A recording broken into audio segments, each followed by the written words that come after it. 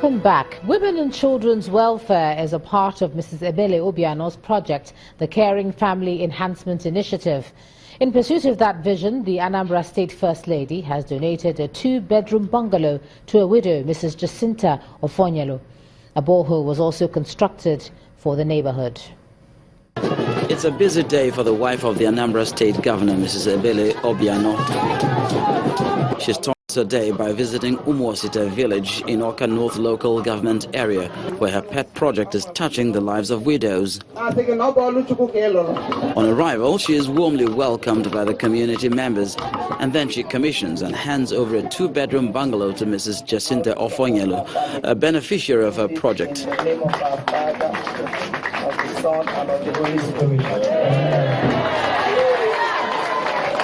She also commissions a water borehole for the entire neighborhood.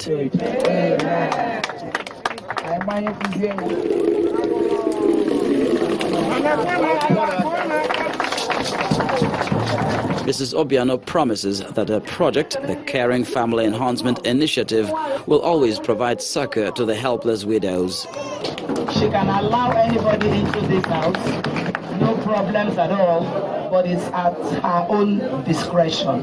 So on that note, I hand over the keys of this house to you. God bless you.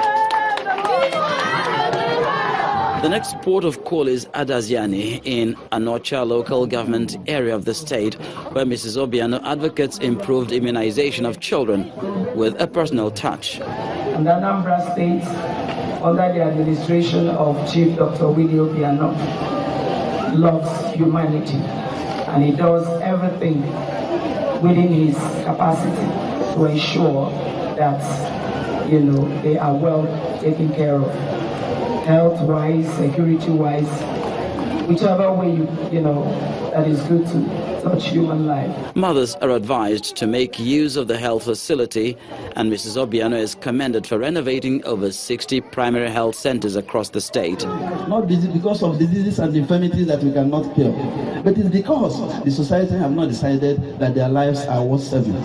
It is our goal that if this is done yearly, in 5 years we would have at least one functional primary healthcare center in the 330 political wards in the state.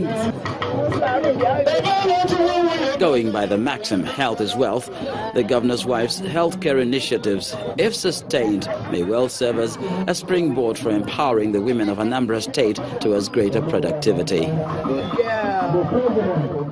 Let's take a look at some sports, and here's Charles Aruka.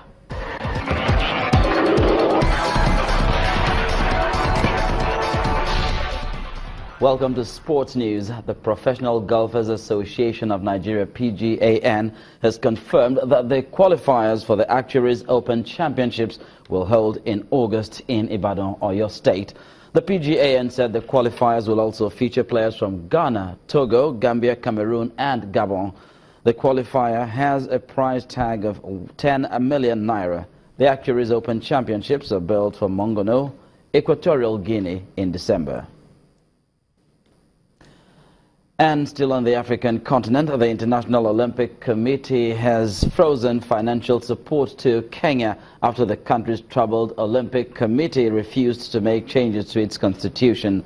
The IOC wants a series of new regulations addressing issues of good governance within the committee. Meanwhile, the Kenya Olympic Committee, KOC, has expressed disappointment at the IOC's decision. The KOC insisted that only those responsible for the action should be punished and not the entire country. And now to club football. Manchester City manager Pep Guardiola has won the Premier League Manager of the Month award. Guardiola guided his side to 3 successive victories last month, winning 4-0 away at West Ham, 2-1 at home to Swansea and 2-0 away at Bournemouth. Guardiola beat off competition from Chelsea manager Antonio Conte, Manchester United boss Jose Mourinho and West Brom chief Tony Pulis. Meanwhile, Tottenham striker Harry Kane was named the Player of the Month after a superb run of goal-scoring form. Kane is the second Tottenham player to claim it in as many months after Dele Alli in January. That's sports news, and it's back to Joma with the rest of the news at 10.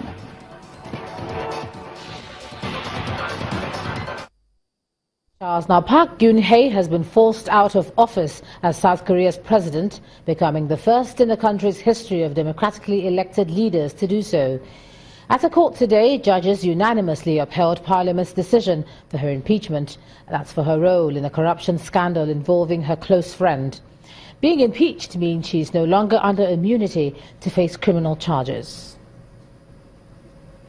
And the U.S. State Department says it had no knowledge of the Mexican Foreign Secretary's meeting with senior White House officials. The disconnect comes amid reports that the State Department had been sidelined in matters of foreign policy. He had reportedly met with President Donald Trump's son-in-law and senior advisor Jared Kushner.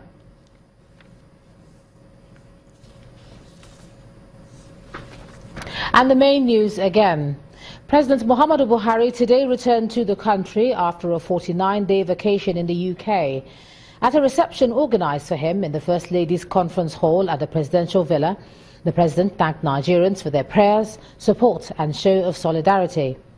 Also today, reactions continue to trail the President's return. While the APC says he's back with renewed vigour, the PDP demanded that he reveals his health status to Nigerians. And the South Korean court today upheld the impeachment of the country's president over her role in a corruption scandal involving her close friend. And that's the news at 10 tonight. Thanks so much for staying with us. I'm Ijoma Hunyato. Do have a great weekend. Good night.